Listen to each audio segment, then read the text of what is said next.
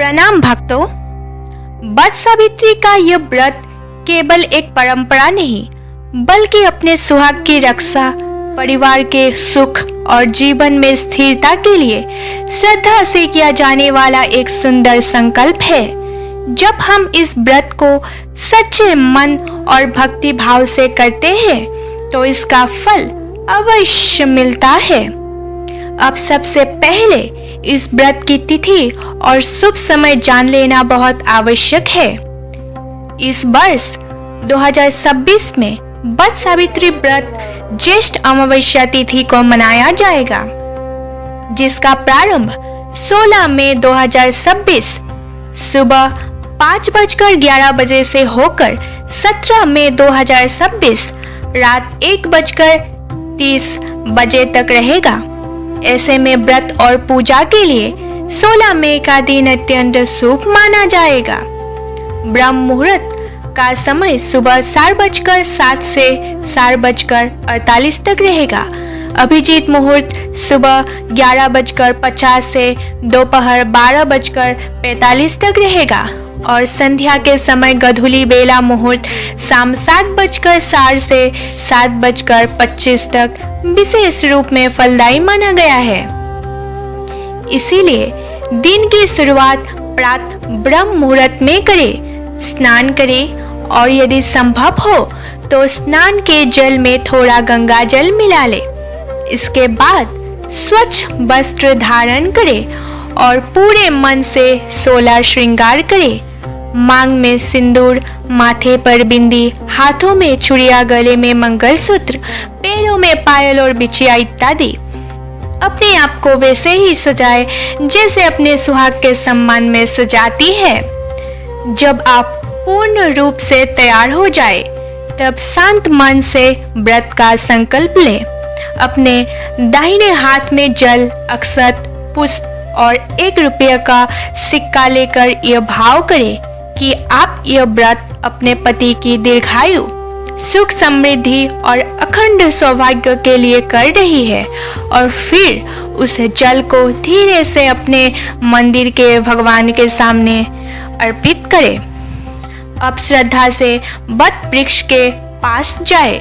वहां पहुंचकर पहले विनम्रता से प्रणाम करें, फिर उसकी जड़ में 4 बार जल अर्पित करें और प्रत्येक बार मंत्र बोले।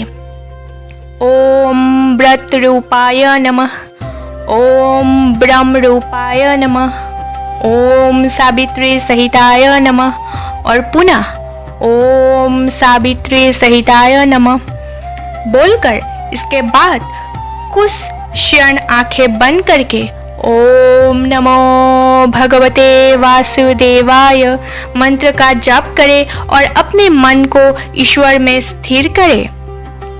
अब वट वृक्ष के तने पर सिंदूर का तिलक लगाएं और 16 श्रृंगार की वस्तुएं श्रद्धा से अर्पित करें। इसके बाद एक छोटा कलश ले, उसमें जल भरे, 1 या 11 रुपये का सिक्का डालें, आम या वट के पत्ते लगाएं और ऊपर नारियल स्थापित करें।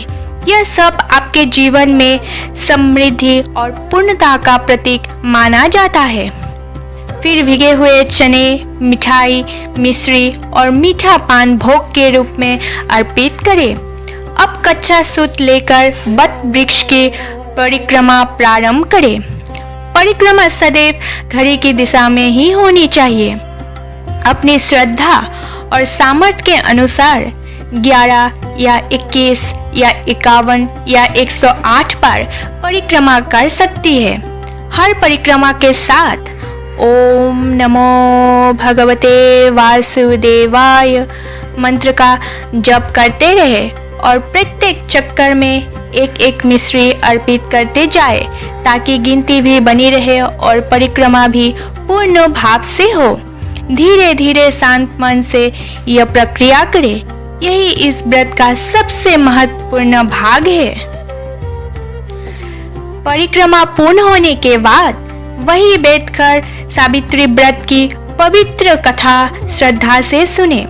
यदि कोई कथा सुनाने वाला न हो तो मोबाइल के माध्यम से भी कथा सुन सकते हैं। बस ध्यान और भावना पूरी होनी चाहिए।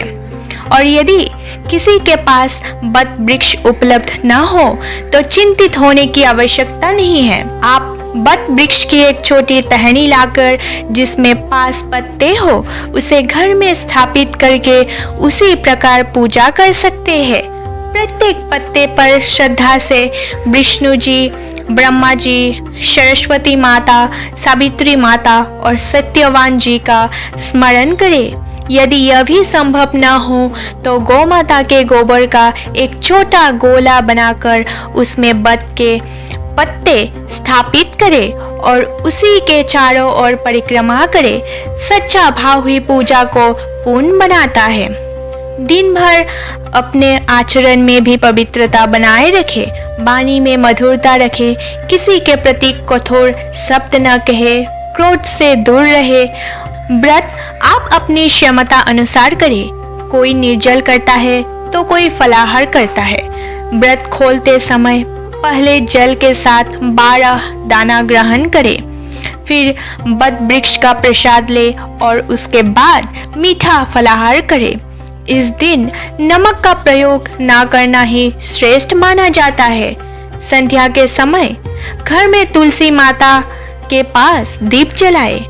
यमराज जी के नाम से तिल के तेल का दीप अर्पित करें और ओम श्री यमराजाय नमः मंत्र का उच्चारण करें।